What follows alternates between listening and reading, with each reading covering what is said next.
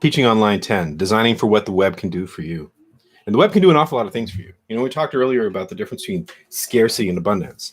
If you design your activities for scarcity, so if you're hiding information from students and you're saying, well, I'm going to protect this information over here and I want you to come get it from me, it's not going to work because you're going to go to the internet and they're going to find it.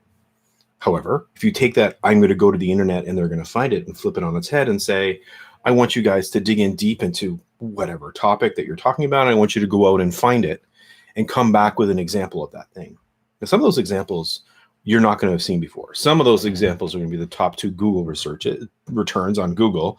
And you're probably going to talk to your students about that, about digging deeper, about finding other places to look, about different ways to search for information. But again, those are the skills they need, right? Those are the skills they're going to use in whatever profession we're doing.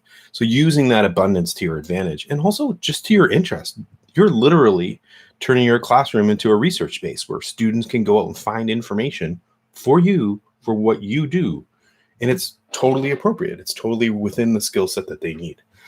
There's also some technical realities online that make it easier to do some things and harder to do some others. So if you're going to create a group, doing that online is challenging if you want that group to self-select. So if you want to say, okay, get into groups of 5 and each pick a different role, that could take a week on the internet and it would take 5 minutes inside your classroom.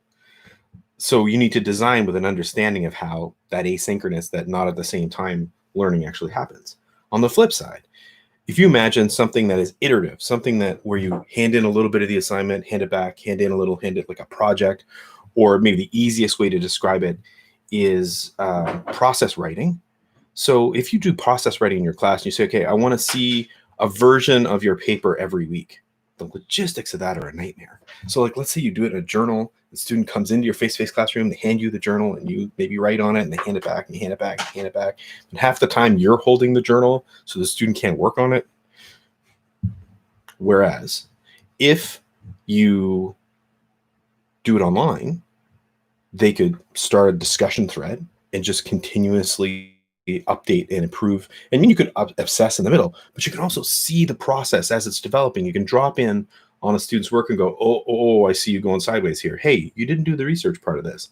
Oh, I noticed there's this other comment that you may want to throw in here, this other interesting piece to this conversation that could make it better. So you have that potential to do some really interesting things. And no paper trail, right? Like, no, like, was this the 7th submission or the 4th one? It's all clearly organized there. So the web has some real advantages. There's some things that it can do that you can't do face-to-face, and you really got to design towards its strengths rather than trying to take the things that you know work face-to-face and shove them into the internet, right? So you got to work at it from the other side. Some really great potential, though. Take care.